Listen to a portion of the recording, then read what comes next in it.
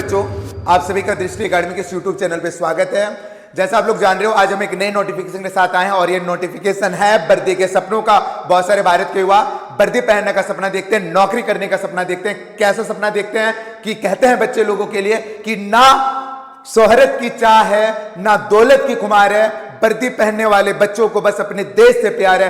तो इस देश के सेवा के लिए बहुत सारे बच्चे तैयारी करते हैं, वर्दी पहनने का सपना देखते हैं और यह सपना भारत की सरकार देती है कई सारे वैकेंसी निकालकर। उन्हीं में से एक वैकेंसी निकाली गई है एसएससी जीडी की। तो बहुत सारे बच्चे अभी तक फॉर्म भर चुके हैं और कई सारे बच्चे अभी तक फॉर्म नहीं भरे। तो जो बच्चे फॉर्म नहीं भरे वो लास्ट डेट का वेट ना करें, जितनी जल्दी हो सके आप फॉर्म भरें, क्योंकि लास्ट टाइम पे कई बार सर्वर डाउन रहते हैं, फॉर्म नहीं अप्लाई हो पाते हैं। तो उन चीजों का आप लोगों को सामना ना करना पड़े, उससे पहले आप अपना फॉर्म भर लें।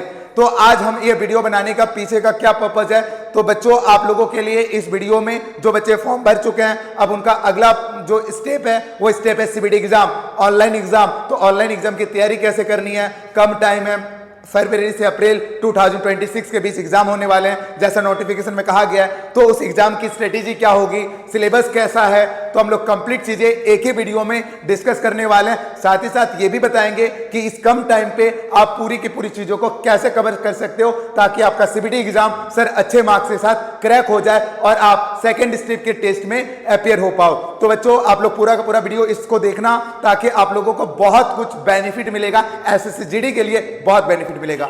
तो क्या है इस वीडियोज में, सर इस वीडियोज में कंप्लीट हम लोग जीडी के नोटिफिकेशन के बारे में डिस्कस करेंगे, सिलेबस के बारे में डिस्कस करेंगे, साथ ही साथ स्ट्रेटेजी के बारे में बात करेंगे और एक रोड मैप बताएंगे कि कैसे कम टाइम पे हम सारी की सारी चीजों को कवर कर सकते हैं।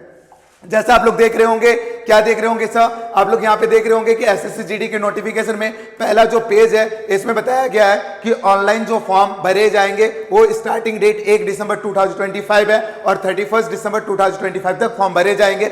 सर लास्ट डेट जो होगा ऑनलाइन एप्लीकेशन का वो 31 दिसंबर रात के 11 बजे तक होगा। और सर फी पेमेंट हम लोग कब तक कर सकते हैं, लास्ट डेट पेमेंट जो होगा सर 1 जनवरी 2026 तक आप कर सकते हो। और करेक्शन विंडो जो होगा वो 8 जनवरी 2026 से लेकर सर 10 जनवरी 2026 तक करेक्शन विंडो खुला रहेगा, जिसमें आप अपने जो भी चीज छोटे मोटे अपडेट हैं उन्हें कर सकते हो।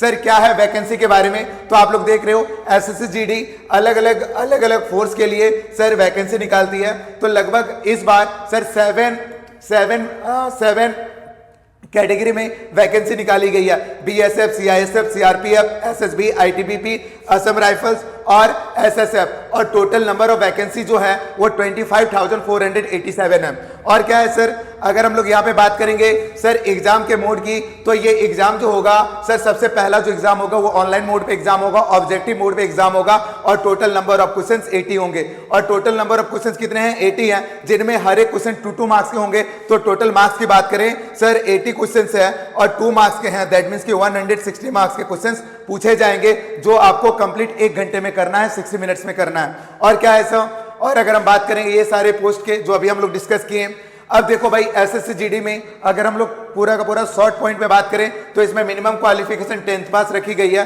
टोटल नंबर ऑफ वैकेंसी जो है वो 25,487 है, बहुत बड़ी वैकेंसी है। तो आप लोग बहुत अच्छे से प्रिपेयर करना ताकि एक सीट आपका हो जाए, आपको मिल जाए, आपको वर्दी का सपना पूरा हो जाए। सर सिलेक्शन का प्रोसेस क्या रहेगा, तो आप लोग यहां पे देख रहे हो सर सिलेक्शन का प्रोसेस 5 स्टेप में कंप्लीट होगा। कितने स्टेप में कंप्लीट होगा, 5 स्टेप में कंप्लीट होगा। सबसे पहला एग्जाम होता है कंप्यूटर बेस्ड एग्जाम। कौन सा एग्जाम होता है, कंप्यूटर बेस्ड एग्जाम, यानी कि ऑनलाइन मोड पे एग्जाम होंगे और ऑनलाइन मोड पे एग्जाम होंगे। और इस एग्जाम में जब आप मेरिट में आ जाते हो तो अगर मेरिट में आ जाते हो तो आप लोग अगले चयन के लिए, अगले प्रक्रिया के लिए फिर आप लोग एलिजिबल होंगे, यानी कि फिजिकल एफिशिएंसी टेस्ट।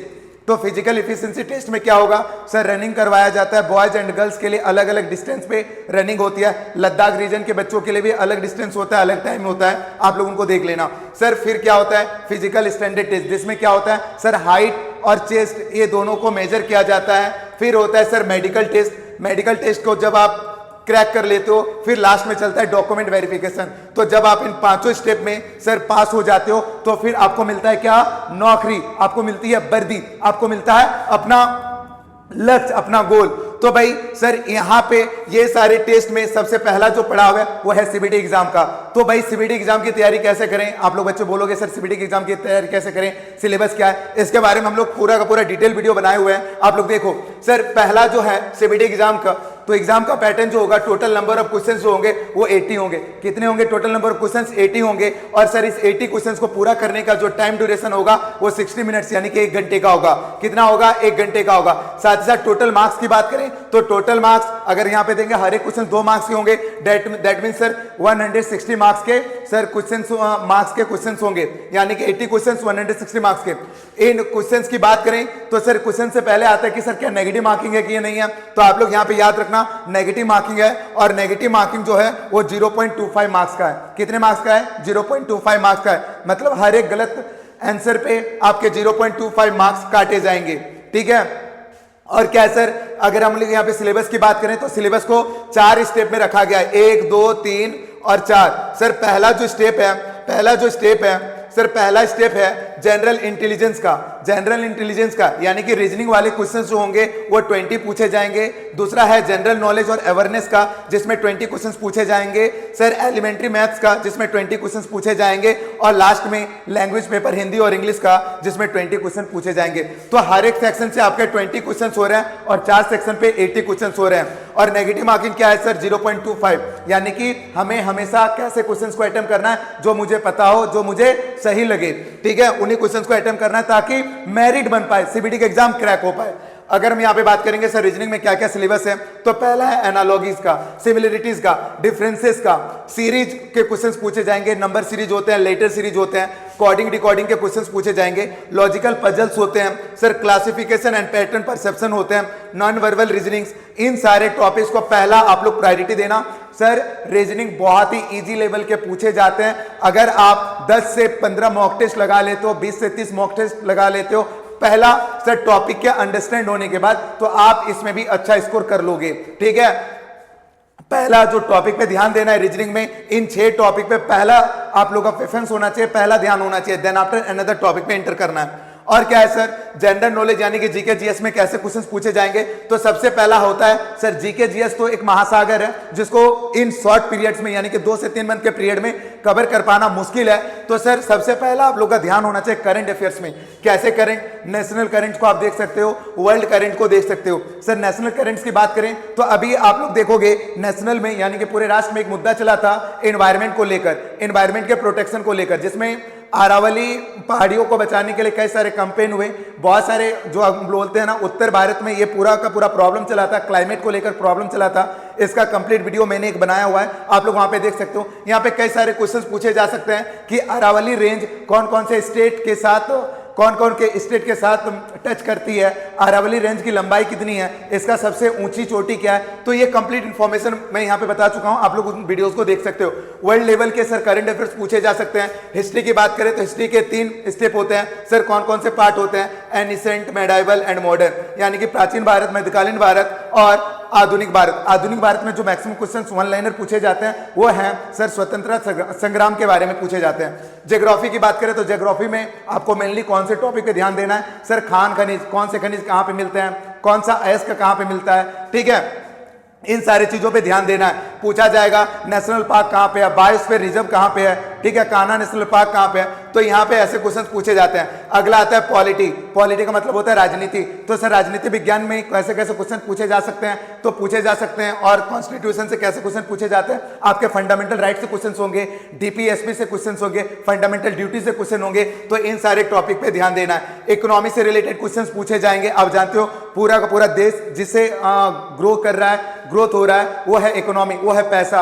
तो सर इकोनॉमी का क्या डेवलपमेंट है, इकोनॉमी के क्या क्या तरीके हैं, उन सारे तरीकों को हम लोग यहाँ पे पढ़ेंगे। इसके साथ साथ बेरोजगारी क्या है, बेरोजगारी क्या है, बेरोजगारी के बारे में जानना, अनएम्प्लॉयमेंट, अनएम्प्लॉयमेंट क्राइसिस, तो इन सारे टॉपिक से क्वेश्चंस बनते हैं। फिर क्या आता है sir, basic science. Basic science, तो साइंस में 3 सेक्शन होते हैं, फिजिक्स, केमिस्ट्री एंड बायोलॉजी। तो आप लोग यहाँ पे देखोगे जो हमारे डेली लाइफ के यूजेस होते हैं, जो लगभग 10th लेवल के साइंस होते हैं, उन साइंस के पोर्शन यहाँ पे कवर किए गए हैं। अगला आता है स्पोर्ट्स। आप लोग जानते हो कि आज का भारत का मैक्सिमम युवा, अधिकतम युवा किसी ना किसी स्पोर्ट से संबंध है, रिलेट रखता है, तो स्पोर्ट से रिलेटेड क्वेश्चन पूछे जाते हैं। क्रिकेट से क्वेश्चन पूछे जा सकते हैं, फुटबॉल से क्वेश्चन पूछे जा सकते हैं, तीरंदाजी से क्वेश्चन पूछे जा सकते हैं, हॉकी प्लेयर से क्वेश्चन पूछे जा सकते हैं। आप लोग बताना कि भारत का राष्ट्रीय खेल कहाँ है, राष्ट्रमंडल खेल कौन सा होता है, तो ऐसे क्वेश्चन यहाँ पे पूछे जाते हैं। इनकी मेजबानी कौन करता है, तो ये सारी चीजें पूछे जाते हैं, ठीक है ना, इन चीजों पे ध्यान देना। अगला आता है अवार्ड्स। मान लेते हैं हाल फिलहाल में कोई गेम हुए हैं और उस गेम में अवार्ड्स कौन सी कंट्री को मिला, कौन से अवार्ड्स मिले, उन अवार्ड्स में प्राइज मनी कितनी है, ऐसे क्वेश्चंस भी अवार्ड्स वाले क्वेश्चन पूछे जाते हैं। अगला आता है कल्चर। याद रखना, हम लोग अगर भारत में रहते हैं तो भारत में हर एक समुदाय का अपना एक कल्चर होता है, अपना एक रीति रिवाज होता है। जैसे कि अगर हम बात करेंगे असम में एक डांस फेमस है बिहू। झारखंड में अगर बात करेंगे, झारखंड में एक नृत्य फेमस है छऊ नृत्य। तो ये नृत्य कहां से, कौन से स्टेट से रिलेटेड है, ऐसे क्वेश्चंस भी पूछे जाते हैं, ठीक है। तो ये पूरा का पूरा जनरल नॉलेज अवेयरनेस है। आप लोग ध्यान दे रखना कि यहाँ पे पूरा का पूरा टॉपिक के अंदर इंटर नहीं करना, स्टैटिक पोर्शन को सबसे पहले प्रायोरिटी रखना, क्योंकि स्टैटिक पोर्शन से क्वेश्चन पूछे जाते हैं। राज्य और राज्य की राजधानी, देश और देश की राजधानी से क्वेश्चन पूछे जाते हैं। तो इन सब क्वेश्चंस में आविष्कार और आविष्कारक के क्वेश्चन पूछे जाते हैं। तो करेंसी, इंडिया की करेंसी क्या है, बांग्लादेश की करेंसी क्या है, ऐसे क्वेश्चंस पूछे जाते हैं, ठीक है। गिर नेशनल पार्क किस लिए फेमस है, ठीक है। प्रोजेक्ट टाइगर कब लगा था, प्रोजेक्ट टाइगर का मुद्दा क्या था, तो इन सारे टॉपिक से क्वेश्चंस बनते हैं। तो सबसे पहला अगर यहाँ पे ध्यान रखना है वो स्टैटिक पोर्शन, क्योंकि याद रखना ज्ञानी बाबा नहीं बनना है, हमें एग्जाम क्रैक करना है, इसलिए स्टैटिक पोर्शन मिसलेनियस वाले टॉपिक से क्वेश्चंस पूछे जाते हैं, उन पे पहला ध्यान रखना है। और क्या है सर, मैथमेटिक्स। मैथमेटिक्स आपके बहुत ही नॉर्मल आते हैं, अर्थमेटिक मैथमेटिक्स पूछा जाता है, एडवांस मैथमेटिक्स नहीं आते।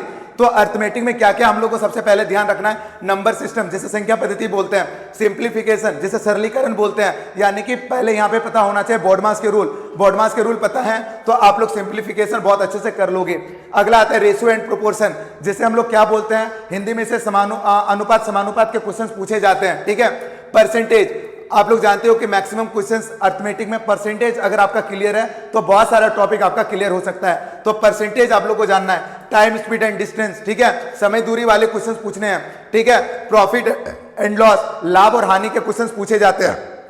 अगला क्या है सर, एवरेज, औसत से रिलेटेड क्वेश्चंस पूछे जाते हैं, ठीक है। मान लेते हैं किसी एक कमरे में 10 बच्चे हैं और 10 बच्चों के उम्र अलग अलग है, एज अलग अलग है, तो बताओ उस पूरे कमरे का औसत यानी कि एवरेज एज क्या होगा। तो ऐसे क्वेश्चंस भी पूछे जाते हैं, बहुत ही नॉर्मल लेवल के क्वेश्चंस आते हैं, इनकी प्रैक्टिस कर लेना है।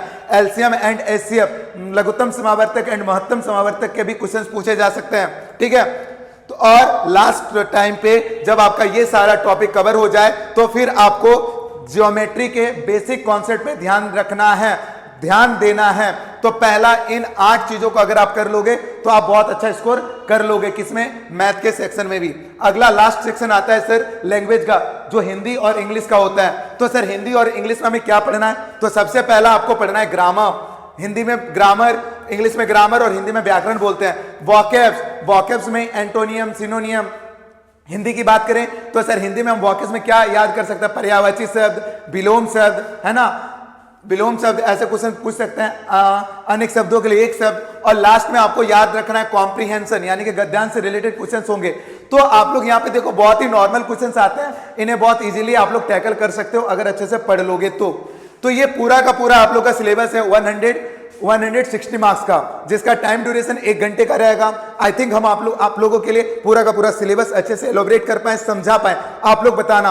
अब बात आती है कि सर टाइम ड्यूरेशन तो बहुत कम है। अगर हम एग्जाम की बात करें तो जैसा नोटिफिकेशन में मेंशन है कि फेब से लेकर अप्रैल 2026 के बीच एग्जाम होने वाले हैं, तो इस कम टाइम पीरियड में हम चीजों को कैसे कवर करें। तो आप लोग देख रहे हो सर टाइम ड्यूरेशन हम यहाँ पे 3 मंथ का लेकर चल रहे हैं कि लगभग हमारे पास 3 मंथ है, जनवरी है, फरवरी है और मार्च है।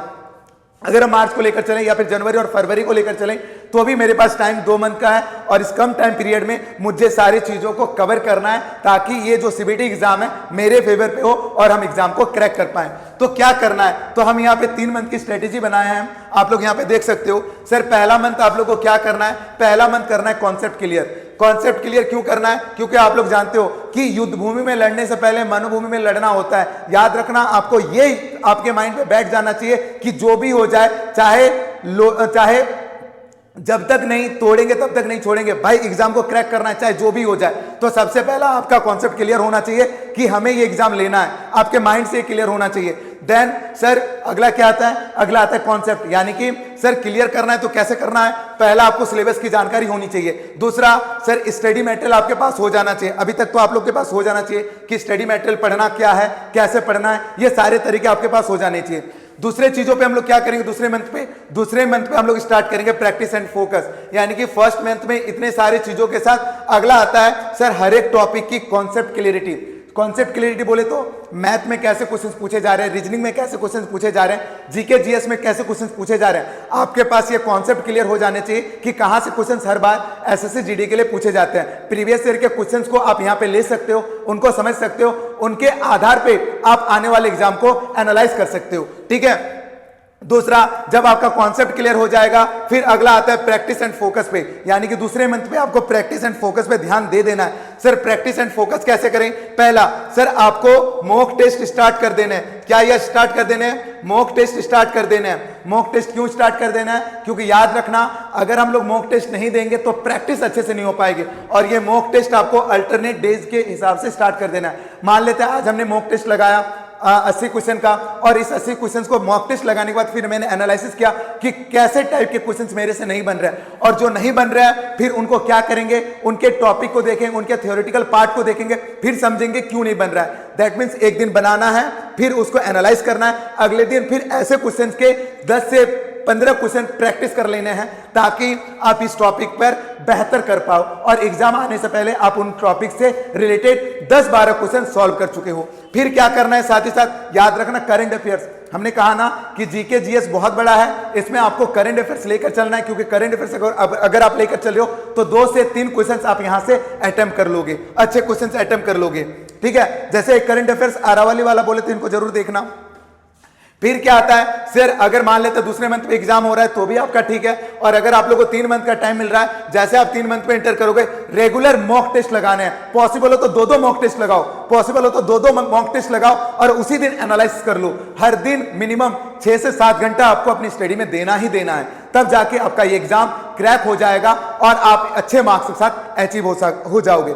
तो मेरा मानना है कि आप लोगों को कंप्लीट रोड में समझ में आ गया कैसे पढ़ना है, क्या पढ़ना है, और आप लोग अपनी स्टडी मटेरियल को भी सिलेक्ट कर लिए होंगे। बहुत सारे बच्चे जिनको अभी डाउट है कि सर नहीं समझ में आ रहा है, क्या करें कैसे करें, तो हमारे दृष्टि एकेडमी जो बोकारो में है, वहां पे कंप्लीट एक बैच चल रहा है, जहां पे आप लोग आकर इनरोल करवा सकते हो और क्लासेस शुरू कर सकते हो कि इस 2 मंथ में तैयारी कैसे करनी है। बाकी YouTube चैनल की ओर से अगर आपको कोई मदद चाहिए तो आप लोग जरूर कमेंट में बताना कि सर क्या मदद चाहिए। हम ये 2 से 3 मंथ के टाइम पे आपकी प्रिपरेशन अच्छे करने की पूरी कोशिश करेंगे। लेकिन आप लोग तमाम बच्चे जो बोकारो के आसपास के हैं, जो कहीं क्लासेस नहीं मिल पाने के कारण तैयारी नहीं कर पा रहे हैं, उनको समझ में नहीं आ रहा है कि स्टडी मटेरियल क्या लें, तैयारी कैसे करें, तो आप लोग जरूर हमारे ऑफलाइन बैच में आ सकते हैं, हमसे संपर्क कर सकते हैं। मेरा पता है गुजरात कॉलोनी, दृष्टि एकेडमी, चेक पोस्ट 50 बोकारो। ठीक है। हम डिस्क्रिप्शन में पूरा का पूरा डिटेल्स आप लोगों के लिए शेयर कर देंगे, आप उस डिटेल के साथ जरूर आ सकते हैं। टोल फ्री नंबर भी दे दिए जाएंगे, आप वहां पे भी बात कर सकते हैं।